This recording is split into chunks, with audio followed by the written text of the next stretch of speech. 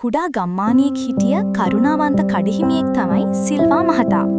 මේ දවස්වල ඔහුට තෙහෙට්ටුවක්, පිපාසයක් සහ දුර්වල බවක් දැනෙන්නට පටන් ගත්තා.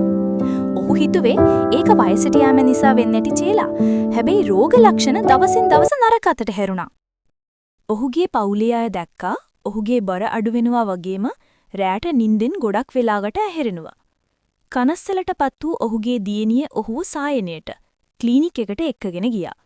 එහිදී වෛද්‍යවරයා මෘදුව මෙහෙම කිව්වා. සිල්වා මහතාණෙනි, ඔබේ රුධිරයේ සීනි මට්ටම ඉතා ඉහළයි. ඔබට දියවැඩියාව වැළඳිලා තිබුණත් එය තමාටත් සිදුවේ කියා කිසිදා සිදුවේ නැහැ.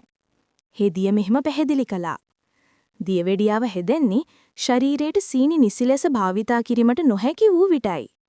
එය පාලනය නොකළොත් ඔබේ ඇස්, වකුගඩු, හෘදය සහ පාද වෙනස් වෙන තීරණය කළා. ඔහු සෑම උදෑසනකම ඇවිදින්නට පටන් ගත්තා. වැඩිපුර එළවලු කන්න පටන් ගත්තා. සහ තම බෙහෙත් දිනපතාම ගත්තා. ඔහු දුම්පානය නැවතුූ අතර ඔහුගේ තේවරට දමන සීනි ප්‍රමාණය අඩු කළා. මාස කිහිපයකට පසු ඔහුගේ වෛද්‍යවරයා සිනාසී මෙසේ පැවසුවේ.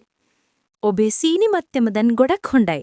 මේ විදිහටම කරගෙන යන්න. දැන් ඔහු ඔහුගේ ගමේ හැමෝටම කියන්නේ ඔබ අසනීප වෙනකම්ම බලාගෙන ඉන්න එපා. ඔහු කෘතඥ වුණා. සීනි මට්ටම පරීක්ෂා කරගන්න, සෞඛ්‍ය සම්බන්ධව කන්න, සහ ක්‍රියාශීලී වෙන්න. නමුත් එය පාලනය කළ හැකි. අදම ඔබේ සෞඛ්‍ය ගැන සැලකිලිමත් වන්න. එය ඔබව පාලනය කිරීමට පෙර ඔබේ සීනි පාලනය කරන්න.